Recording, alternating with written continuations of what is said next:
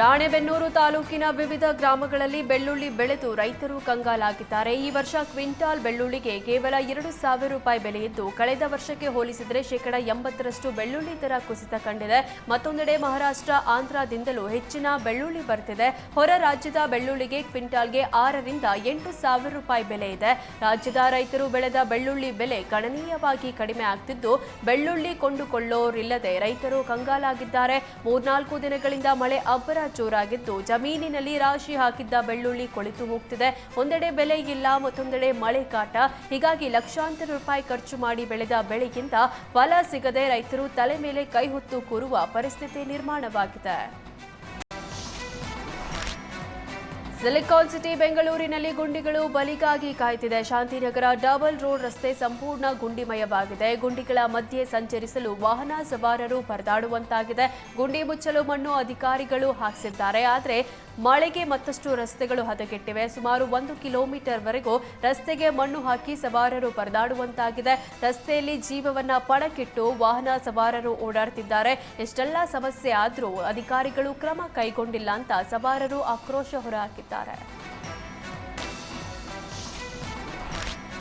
ಬಳ್ಳಾರಿಯಲ್ಲಿ ಮಗು ಕಿಡ್ನಾಪ್ ಮಾಡಿದ್ದ ಮಹಿಳೆಯನ್ನ ಪೊಲೀಸರು ಬಂಧಿಸಿದ್ದಾರೆ. ಒಂದೇ ದಿನದಲ್ಲಿ ಈ ಪ್ರಕರಣ ಸುಖಾಂತ್ಯ ಕಂಡಿದೆ. ಜನನ ಪ್ರಮಾಣ ಪತ್ರ ಕೊಡಿಸುವುದಾಗಿ ಶುಕ್ರವಾರ ಮಗುವನ್ನ ಕಿಡ್ನಾಪ್ ಮಾಡಲಾಗಿತ್ತು. ಶನಿವಾರ ರಾತ್ರಿಯೊಳಗೆ ಆರೋಪಿಯನ್ನ ಪೊಲೀಸರು ಪತ್ತೆ ಹಚ್ಚಿದ್ದಾರೆ. ಜನನ ಪ್ರಮಾಣ ಪತ್ರಕ್ಕೆ ಆಸ್ಪತ್ರೆಗೆ ಶ್ರೀದೇವಿ ಬಂದಿದ್ರು. ಈ ವೇಳೆ ಶ್ರೀದೇವಿ ಶೌಚಾಲಯಕ್ಕೆ ಹೋಗಿದ್ದಾಗ ಶಮೀಮ್ ಮಗುವನ್ನ ಕಿಡ್ನಾಪ್ ಮಾಡಿದ್ಲು. ಮಗುವನ್ನ ಕಿಡ್ನಾಪ್ ಮಾಡಿ ಮಕ್ಕಳಾಗದ ಬಸವರಾಜ್ಗೆ ಮಾರಾಟ ಮಾಡಿದ್ರು. ಇದೀಗ ಪ್ರಕರಣ ಭೇದಿಸಿದ ಪೊಲೀಸರು ಕೌಲ್ ಬಜಾರ್ ನಿವಾಸಿ ಶಮೀಮ್ ಪತಿ ಇಸ್ಮಾಯಿಲ್ನನ್ನ ಅರೆಸ್ಟ್ ಮಾಡಿದ್ದಾರೆ. ಬಾನು ಮುಷ್ತಾಕ್ ದಸರಾ ಉದ್ಘಾಟನೆಗೆ ತೀವ್ರ ವಿರೋಧ ವ್ಯಕ್ತವಾಗ್ತಾ ಇದೆ. ಬಾನು ಮುಷ್ತಾಕ್ ಬದಲಾವಣೆಗೆ ಹಿಂದೂ ಸಂಘಟನೆ ಪಟ್ಟು ಹಿಡಿದಿದೆ. ಮಂಡ್ಯದಲ್ಲಿ ಬಜರಂಗ ದಳ ಕಾರ್ಯಕರ್ತರು ಚಾಮುಂಡಿ ಚಲೋ ಹಮ್ಮಿಕೊಂಡಿದ್ರು. ಮಂಡ್ಯದ ಕಾಳಿಕಾಂಬ ದೇಗುಲಕ್ಕೆ ಪೂಜೆ ಸಲ್ಲಿಸಿದ ಕಾರ್ಯಕರ್ತರು ಸುಮಾರು 50 ಕಾರುಗಳಲ್ಲಿ 300 ಕಾರ್ಯಕರ್ತರ ಕಹಳೆ ಮೊಳಗಿಸಲು ಸಜ್ಜಾಗಿದ್ರು. ಆದರೆ ಚಲೋ ಹಮ್ಮಿಕೊಂಡಿದ್ದ ಕಾರ್ಯಕರ್ತರನ್ನ ಪೊಲೀಸರು ತಡೆದ್ರು. ಚಾಮುಂಡಿ ಬೆಟ್ಟಕ್ಕೆ ಹೊರಟಿದ್ದ ಬಜರಂಗ ದಳದ ಕಾರ್ಯಕರ್ತರನ್ನ ಪೊಲೀಸರು ವಶಕ್ಕೆ ಪಡೆದ್ರು.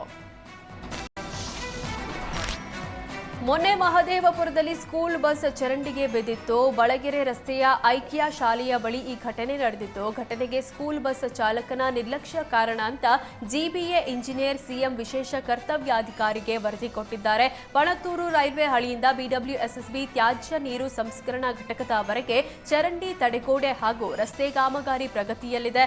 ಆದರೆ ಕಾಮಗಾರಿ ವೇಳೆ ಸೂಕ್ತ ಭದ್ರತೆ ತೆಗೆದುಕೊಳ್ಳದೆ ಮುನ್ನೆಚ್ಚರಿಕೆ ಫಲಕ ಅಳವಡಿಸದೆ ಜಿಬಿಎ ನಿರ್ಲಕ್ಷ್ಯ ತೋರಿಸಿದೆ. ಈಗ ತಪ್ಪು ಮುಚ್ಚಿ ಹಾಕಲು ಮಳೆ ಹಾಗೂ ಚಾಲಕನ ನಿರ್ಲಕ್ಷ್ಯವೇ ಕಾರಣ ಅಂತ ಜಿಬಿಎ ಹೇಳ್ತಿದ್ದು ಸಾರ್ವಜನಿಕರ ಆಕ್ರೋಶಕ್ಕೆ ಕಾರಣವಾಗಿದೆ.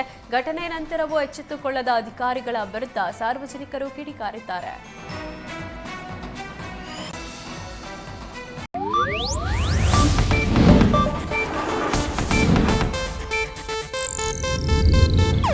ಇದು ಏಷ್ಯಾನೆಟ್ ನ್ಯೂಸ್ ನೆಟ್ವರ್ಕ್ ಪ್ರಸ್ತುತಿ.